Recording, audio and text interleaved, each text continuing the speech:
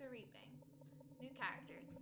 James Harthouse, wealthy, interested in politics, admires Mr. Gradgrind, and pursues Louisa.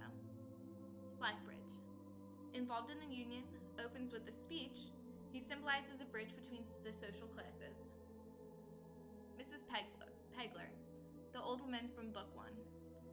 She visits Bounderby once a year, still mysterious. Jane, Louisa's younger sister. The Reaping starts off with Miss Sparsit welcoming Bitzer to Coketown. He plans on entering politics like Mr. Bounderby, but their conversation is interrupted when a stranger comes to town. Almost immediately, Miss Sparsit invites Harthouse to dinner at the Bounderby estate. She's scheming to create tension between the new marriage between Louisa and Mr. Bounderby. After dinner, Harthouse begins to talk to Tom about Louisa, and drunkenly, Tom slips about Louisa's uninterested marriage. Again, Dickens refers to Blackpool. Slackbridge is giving a speech to the Union when Stephen decides to interrupt with disagreement.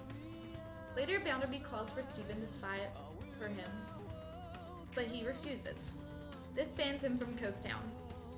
In his last reach for help, he turns to Tom and Louisa, who generously agree to help him. Tom asks him to wait outside the bank for a couple of days. Meanwhile, Tom knows he is only framing him, and Mrs. Sparsit, along with Bitzer, become suspicious. Bounderby later notices that the bank has been robbed. Miss Sparsit continues to snoop around Bounderby's estate. She acts as if she were his wife and belittles Louisa by calling her Miss Gradgrind. Meanwhile, Louisa receives a letter that says her mother is dying and leaves for her own home at once. When she sees Jane, her little sister, she is shocked at how happy she is. Miss Gradgrind expresses her new thought about life and imagination that Sissy had taught her.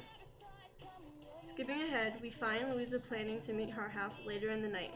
Miss Sparsit spies on them and leaves to tell Bounderby. But instead of meeting Harthouse, Louisa pays a visit to her father at Stone Lodge. She cries to him about how he ruined her and that she is married to a man that she does not love.